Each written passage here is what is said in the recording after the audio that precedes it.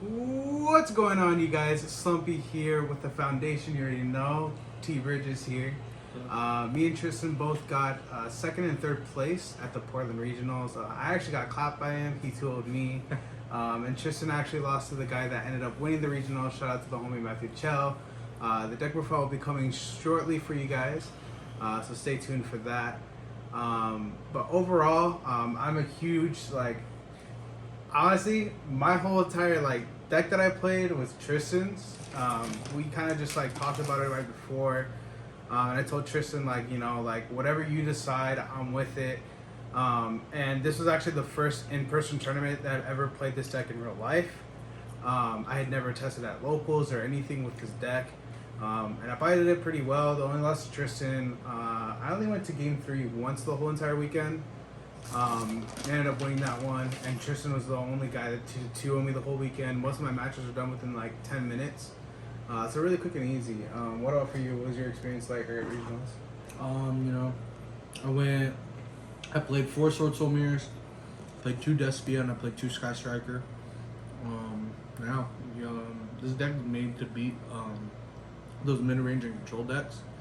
And so, yeah, this deck was really good at just letting your opponent build the board, cracking whatever they do, because most decks didn't put up Omni Negates for our regional. No one knew what to do. It was only 4 days with the ban list, and I knew people weren't gonna build their deck optimally for the weekend because people are just really bad deck builders.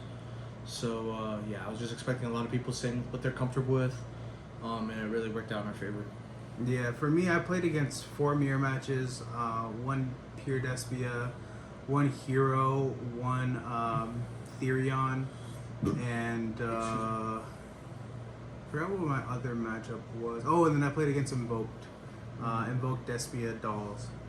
But overall, the deck worked really well. It did exactly what it did. I was a huge fan of this list. 40 cards.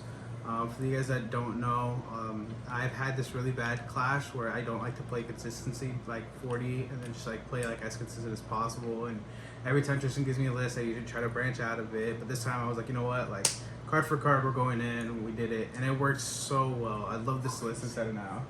Crazy, right? Crazy. Yeah. This is what happens when I actually listen, I only lost to the guy that made my deck. But overall, really good experience. Before we get into the video, shout out to Team Playmakers, our new team, you already know. Shout out to Dubby, our sponsored energy drink. Shout out to our clothing line, and shout out to TCG Custom Inc. Our playmats will be coming in soon, so if you guys haven't already, check out the links below, and we'll have all that. But other than that, let's go ahead. Oh yeah, you guys want to say? Shout out to the foundation, of course. Yes, sir. Shout outs to the 7 Deadly Sin chat.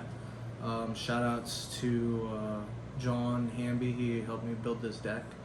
And shout outs to let's get started. Yeah, that's good. Sure. So let's go ahead and get into the deck. Shout out to Judge Danko. There you go. Judge Danko. Yeah. You know who you are. Yes, sir. All right. So to start off, we played 3 Ecclesia. We're gonna start with the Swordsoul stuff first. 3 Ecclesia, 3 Mogi, 3 Longyong, 2 Taya, 3 Emergence, and 1 Blackout. I feel like this was perfect for me. Second Taya came up a lot. I drew Ecclesia a lot throughout the day, especially when you're playing 40. Did you have any reasoning for playing any ratios? So I'm gonna say a lot of people won't play these, and I think that's a mistake because the hands where you don't see this suck. Also, with Desires at 3, if you banish with Desires at 2, banishing Tai, if you only play 1, hurts you a lot, especially when you're trying to kill them. Because Tai is the monster I actually am feared of when they normal summon, because I know when they summon this that I could possibly die. If they summon Moyi, I know they probably can't kill me, but this card usually kills me. And it's also the best card after turn 1. After turn 1, this is the monster you want to normal summon or special off Ecclesia, because it's the best one and always kills them. Yeah. So that's why I stuck out by maxing these ones still. Especially with Emergence just making Yazi is just insane. I've noticed that a lot playing this deck. For the Tennies, this I was a huge fan of. So we played 3 Ashuna, 3 Vishuda, 2 Adhara, 1 Chitana. This card stuck to my hand all weekend. 3 Vessel and 2 Circle. For the ratios, like, okay, so I like agreed with this ratio, like it was perfect for me. Just need kind of want to go into this. Yeah, so like I played 3 circle 2 3 circle 2 or 3 cycle 2 circle. So people say that this one is the best one going first, and you're right. Like this is the best one going first, but it's also the one that lets you play around Nibiru. I also thought Nibiru was gonna be popular. I also knew Token Collector was gonna be popular, and seeing this with any of these always guaranteed you to make either the Draco Berserker or the Chow Fang. So I thought that was really important. The other thing, the reason why I played 3 is because they're like going second. Like they say that these cards kind of suck, but the thing is if this resolves going second, you're probably gonna win. Like you don't really lose resolving this card going second because you get so much gas. You get a +1 and you get to put a balance to force negate. It's like it's pretty ridiculous, especially in a format where people aren't really putting up negates. So you're just getting more interactions out of it. It also could set up for you to dump Shithana. Shithana is huge in this deck, especially when you can use when you're trying to kill them a lot, and you're using Baxia mostly to trigger this on your own turn instead of waiting for your opponent. So this has been really good. And with more Swordsoul mirrors, if you have just this, you can crack their board and force everything. And I only did 2 circle because you know, it was bad drawing in multiples. I mean, this is also bad, but this wins you the game, right? Like, this doesn't outright win you the game. It helps you play through things. And so, yeah. And it also helps when they go Mirror Jade effect, and you just go Chain Circle, and then they're forced to banish one of the cards on their field. Like, and then you get a Search Any Worm, which is usually what you're missing in your hand is just one piece. And if you can get that one piece, then you're just, like, you're gone to the races. I noticed that with even, like Circle, too. Like, sometimes you open, like, multiple names, and, like, it's fine, because, like, you can just dump, like, Mogi, you can dump tie off a Vessel, and then just, like, search for the last name you need, just to be able to get access to every single piece. Like Tristan was saying, like, you're only missing, like, one other piece every time you're comboing this deck. So, like, these cards just, like, help you get there. They're, like, consistency cards. Also, like, Circle just plays around, like, Valor, Imperm, and, like, in the mirror match. Yeah, and Circle is also the still why I really like Circle is also because it helps you with follow up, because it searches another 10, so you'll always get a lot out of it, even though it's a necessary neg one. Yeah, this card's also just like on the follow up. Even if you get nipped too, like this is also just like another card to help you out. And it's your Optimistic Mind. Yeah, that too. And 2 Desires. Card's broken. I don't know why you wouldn't play in this deck. It's just insane. Like, It draws 2 cards. yeah, draw 2. And then our going second / board breaker cards, I guess you could say. We played 3 Ash, 2 Droplet, 2 Chalice, and 2 Imperm. This was actually a super last minute decision that Tristan actually came up with in the morning. And this was definitely like, these 2 cards are like the best hand traps. Like there were so many times where like this can just stop your opponent's turn if they just like play into it, or if they just like don't have another way out, and just like metagates the board, or where you can literally just break it every time with all the 10Es. I personally never drew Chalice the whole weekend in Portland. Crazy. But I drew Imperm a lot. I drew Imperm and Ash a lot. Yes. So yeah, like this was this was DD Crow originally, and I really wanted to stick with 40. I just didn't really think I needed to answer Despy. I feel like a lot of people in our area transitioned to Swordsoul, and I just wanted to have more cards for the mirror. Chalice is really good for the mirror as well. It's also good against Despia. If you long one to banish the polymerization, this just can negate Guardian Chimera. And the other thing is, well, why didn't you just play 3 Droplet or like 3 of this? And it's because this card is once per turn, and drawing multiples of this is ass. Even though like you could like dump the other one, I really don't want to do that, right? Like if I have these, for example, I get to negate. I can negate like this, right? But if I have Droplet and I activate and I dump 2, and like I don't know. For me, it just wasn't good. Plus, you don't have to waste cards with Chalice to negate, and that's another thing I like. You don't have to like neg additional cards to negate. And I think that these were necessary for all 6 of these are really necessary for the Therion Scythe decks or whatever. I just wanted to have answers in the main board for those, and yeah, and Droplet was mainly for Guardian Chimera, and combo decks, and Rogue. Yeah, like I said, 40 cards, really good, really consistent, never really missed anything. If I could go back though, I would definitely put 3 Impermanent. Yeah, I think the 3rd Imperm would have definitely come up. For the extra deck, Baron. I mean, extra deck's pretty standard. Baron, Ching Ying, Long Yang, Chow Fang. I guess this is kind of hit or miss, honestly, in like most lists. In our list, obviously, it's just staple. Like we personally both think that this is just insane, especially if you're playing against like ABC and stuff, and like there's still so many light decks, and you might see Drytron. Like this card's still really good against that deck. 2 Boxia, 2 Shishao, Drago Berserker, Yazi, Shaman, 3 Monk, and then the last card. This is actually, I think you kind of decided on this last minute too. Yeah. We kind of wanted to figure out what was the best card for like our last slot. And Tristan decided on Dragite, and I agreed with it. This card plus anti-spell is just game. Like they usually don't have an out unless they red reboot you and they sack you, which usually doesn't happen to one of. But when it happens, and you still have more.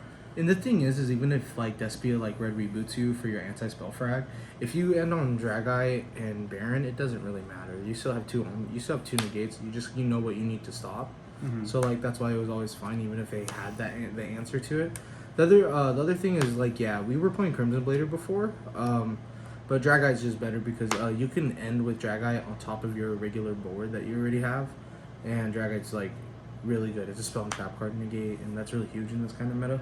Mm-hmm. Especially with Therion 2 running around and all that stuff. So hitting E-Tellies is kind of important because that card's insane. Yeah, the only card that I like was thinking about playing in the extra deck that we didn't play was Scrap Dragon actually. Scrap Dragon is one thing that I've been testing a lot and was theorying in this deck. Mainly because you're able to like pop like your circle, pop your dead cards. If you need to like pop your anti-spell on the follow-up for whatever reason, if you top like extenders or you top deck like a Desires or something, you just want to get rid of it. I feel like Scrap Dragon's a really good out. Scrap Dragon's also an out, so there can be only one in this deck. So that's just something to think about if you guys are ever playing this deck. 3rd Monk comes up a lot too. Yep. Like for me, it comes up so much, especially when you're playing this many tennies. Like even there's like times where you open so many tennies in your hand where you're going like Monk, special, Monk, or sorry, special, and then you're like leaking these into Shaman, into like your next play to keep going because you drew so many tennies and you don't have access, or like your Shuna gets your Shuna gets ashed and you're like handful of tennies, like you need to make 2 of these, and then this one like comes up on the follow up for me. Yeah, 3rd Monk's always ready for turn 3. Yeah, and then the side deck, honestly, I personally love this side deck. It was so broken, and you'll see the last card in our side deck, and this card is just broken. You guys will probably see it at Hartford a lot, I played it. We just came from Hartford, but Hartford, there's so many of the last card that we're gonna show you in the side deck that it's crazy, and I'll actually tell you guys the changes I made in my list personally. And Tristan, if you want to share on it too, we can do that too. Yeah, we can. But our side deck for Portland was 3 Lightning Storm, 3 Evenly, 3 D-Barrier, 3 Anti-Spell, and the best card. This card won me so many games. This card's insane. And you guys are probably going to hate us for it, but it's just so broken, is 3 Mystic Mine. This card is fucking broken. You play against Despia, you play against any deck pretty much, and like they don't expect you to side in back row, especially going second, right? Like who decides Floodgates going second? And like just slapping this card, they have like 0 outs. Like you play against Despia, they're not gonna side back row against you. They're not gonna side anything that like stops this, because none of their cards are like Omni negates. Nothing negates like a spell or trap, which is like a problem in the Despia deck. And this card just like it wins you so many games. You play against decks that just like you're like, oh, how many cards in deck? And you just wait to utilize. And I think that's something that we kind of changed up for Hartford, is that we changed the number of cards in our deck from 40 to be able to abuse this card more and to see more cards that we wanted to play. I don't know if you want to go in depth on anything. Yeah, I can. So we played 6 cards for going first because, like I said, Nibiru, I didn't think was going to be really popular at the regional, so being able to long one combo even game 2 and 3 to possibly draw into one of our blowouts was huge. Going second, these were just amazing. These were great against Despia. A lot of people don't think it's great against Despia, but the thing is this one card answers like the whole board besides like Mirror Jade, and that's fine because you can usually play through the one Mirror Jade. Or and this card was really good because either they play into Mystic Mine and you Mystic Mine them, or if they don't play into Mystic Mine, then their board already sucks anyway, so you just kill them Yeah. anyway. And like, there is a couple plays where you can go Chainlink 1, Mirror Jade, Chainlink 2, Snow, and then they banish their whole field, summon Snow, and they banish the thing. But they traded out everything for one card. Yeah, which is insane. So, which is fine by me. And if they, most of the time though, what I try to do is I try to get them to bait out the Mirror Jade. And then, game. Like Vishuda Mind beats every board in the meta. Like it doesn't matter. They end with a negate. You Vishuda, they're forced to, and then you just.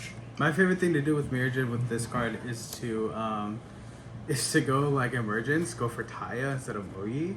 You just go summon and they're like, oh, I'm gonna banish it, this guy's bad. And you're like, cool, Mystic Mine, and they're just like, fuck, this guy's insane. Like yeah, so that was our list for Portland. The changes I made in my list personally are actually right here. So in my list this weekend, I started off 4-0 and then I went 4-3, unfortunately. I just got Droplet, Red rebooted, just unfortunate. But in my list personally, I know me and Tristan both did this. We both played Dark Ruler in the side deck, and this card was really good. I saw it a couple times in the 7 rounds that I did play. Every time I saw it, I mitigated the board and was able to like come back and make a grindy game and win out of it, which I think is what we were kind of like wanting to do. Plus, like all like the scythe boards, I'll kind of rely on the Hulk play. So like if you just slam this, they just don't have an out. Unless they have like the trap or spell, I guess, to be able to chain and then chain their Hulk. But it doesn't matter because like whatever they tag into is still negated off Dark Ruler. So like, Alright. No, you're good. okay. And then changes that Tristan also made is we went into Droplet. Play the third one and then the third Imperm. That's what you did. I mean, Tristan. Well, you played Chalice, right? I did. Yeah, Tristan played Chalice. I'll give you my quick rundown. Yeah. I side decked these over the Dimensional Barrier because I felt like I didn't need any more going first cards, and I knew Nibiru was more well known because there's more combo decks right now. So I knew Nibiru was going to be played, so I didn't want to risk the 1/1 combo all the time. I played this card. This was a mistake. I don't like this card. I know Danny was a fan of it in situations, but for me, it just was not consistently good. Sometimes you can't clear the token. Like, I'd rather just try to break through their board. I think this card was a mistake with us not playing something to get rid of it because there was no way for us to get rid of it. There was times where like the only way I was able to clear this was I had to summon the token attack mode and crash it every day. And that's why I don't want to do it. Yeah, that's why I didn't like it. But the thing is that like for me, it gave me a chance against like the Therion deck. And I feel like that's something that we need to figure out what to do. I think we need to decide rivalry or maybe just play more hand traps, honestly. Yeah. And then you played 3 Imperm, right? Definitely. Yeah, And then I played 2 Droplet, 2 Chalice. Yeah. I didn't play Valor. Yeah, I played Effect Valor. So in my list, I played these. I didn't play Chalice. I played 45. Tristan played 42. My other 3 cards were... Wait, hold on. You did what? Played 45. My God, Danny. Bro, we literally talked about this right before. No. Yes, we did. Tristan's capping. No. We literally... Okay, right before I turned on my deck list, I talked to Tristan and I showed him. Okay, so I'm in deck. So I played this, right? So I played these. We cut the... I cut the Chalices. And I cut... I think that was just the Is that Chalices. it? You put in all those cards? Yes. So I cut the Chalices for this. That's 40. 41, 42. Man, the spice. And then 43, yes, Scythe. 44 and 45 was my list for Hartford. I played these. And I'll show you why with this. But Valor was insane. This card, I actually... I kind of outplayed some people with this because they didn't expect it. They didn't expect this to be a hand trap in my deck. And it was crazy. Same thing with the Mystic Mine and the Scythe. And then in the extra deck, I cut one of the monks for a Shooting Riser Dragon. And this card was broken. Every time I resolved this and I was able to combo, it was like guaranteed game. There was twice where I got my thing dropleted. I got my Scythe dropleted. I got my I got every withdraw did. But like other times, it was insane, and I'll show you why too. Is that my side deck, I played Spell Canceller, and this card won me so many games. I actually played against this Flunder player, who was super salty because like I low key kind of messed up my combo, but I had like Baron plus like the monks, and I just I like hard drew this, tribute summoned it, and then just had that, and he couldn't out it, and he tried to imperm this, I negated it, tagged out with Baron, and then I was able to just make a Baron again on the follow up. Like, this card's also just broken because I got Mystic Mine 5 times, and every time I got Mystic Mine, the thing is that when they Mystic Mine you, they can't set any cards because if you have Blackout, right, and you need to pop exactly 2 cards, not up to. So like if they have like just Mystic Mine, they're passing every turn, waiting for you to deck out. You have game on board with a Baron, and then once you draw this, you just summon it. They're dead. They have 0 outs. The only out is I have double Veiler because you still have a Baron negate. By the time you summon this is already off, like negated. Like it's not just like like someone has to resolve, then this negated. It's like no, this card's on the field, and it's just a lingering effect. So like you would summon this, their only outs have double Veiler, and you would just kill them, which was insane for me. And then we cut D barriers for the Dark Rulers. I personally think this was a mistake because I wanted D barriers so much this weekend, but we have a lot to do, a lot to work on this list. Nationals coming up. Hope you guys enjoyed that long deck profile. Other than that, this is me, Tristan, and Slumpy something out. Thank you guys. Thank you.